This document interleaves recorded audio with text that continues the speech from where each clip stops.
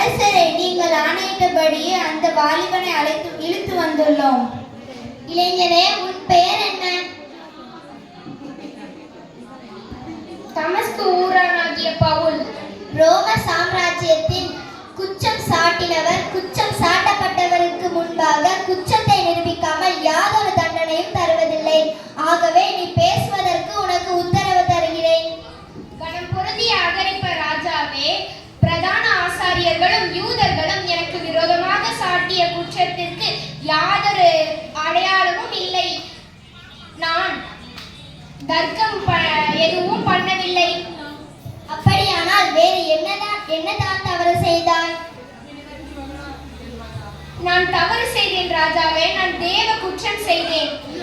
நான் கர்த்தருடைய பரிசுத்தவான்களை கொலை செய்யும்படி தீவிரித்து அவர்களை சிறையிலே அடைத்து அவர்களை குற்றவாளிகளாக தீர்த்தேன். அதுவே நான் செய்த மிகப்பெரிய தவறு. அது உன்னுடைய யூத மார்க்க சம்பந்தப்பட்டது. அதை பற்றி எனக்கு ஒன்றும் கவலை இல்லை.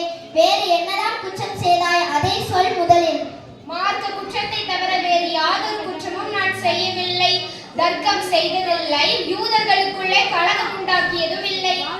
பவுலே, உன்னை நான் மதிக்கிறேன். பிறகு நீ எதற்காக சிறைபிடிக்கப்பட்டாய்? அதை சற்று தெளிவாக சொல். மிக்க மகிழ்ச்சி ராஜாவே, மிக்க மகிழ்ச்சி.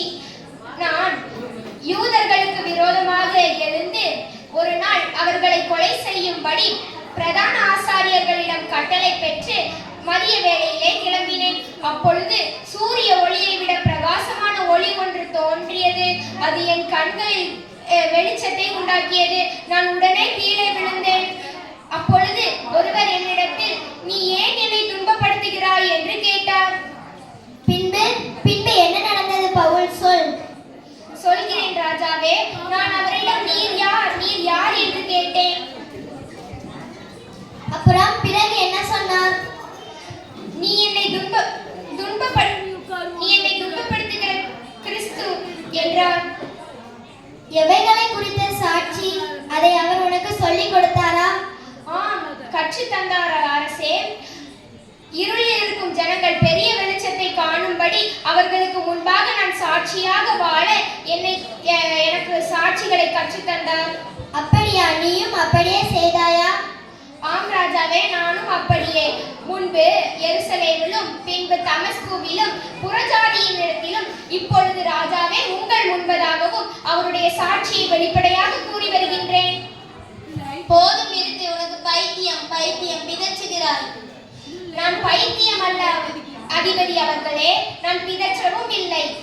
நான் கூறுவது அனைத்தும் சத்தியம்.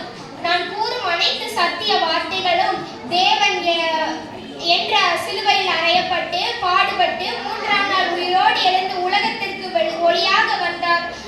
அவர் பட்ட பாடுகளை நாம் நினைப்பது எதுவும் மூளையில் நடந்த கதைகள் அல்ல. அது உலகம் முழுவதும் அறிந்த கதை. அது ராஜாவே உங்களுக்கும் தெரியும் என்று என் ஆவியிலே நினைக்கிறேன். பவுலே, நான் கிறிஸ்தவன் ஆனதற்கு என்னை கொஞ்சம் குறைய சம்மதிக்க செய்து விட்டாய் அப்பா, சம்மதிக்க செய்து விட்டாய். கொஞ்சம் குறை அல்ல ராஜாவே. நீர் என் கையில் இருக்கும் விலங்கை தவிர முழுவதும் என்னை போல ஆகும்படி என் தேவனை வேண்டிக் கொள்கிறேன். அதிபதி பெஸ்துவே, பவுலை விடுதலை பண்ணலாம் என்றே நான் கருதுகிறேன்.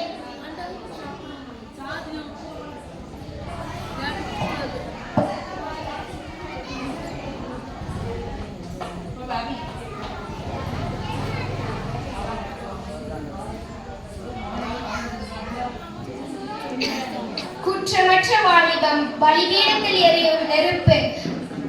குற்றமற்ற வாலிபனாக இருந்து குற்றமற்ற வாலிபத்தை நடத்துவதே எனது கடமை. ஆமென். அனைவருக்கும் நன்றி.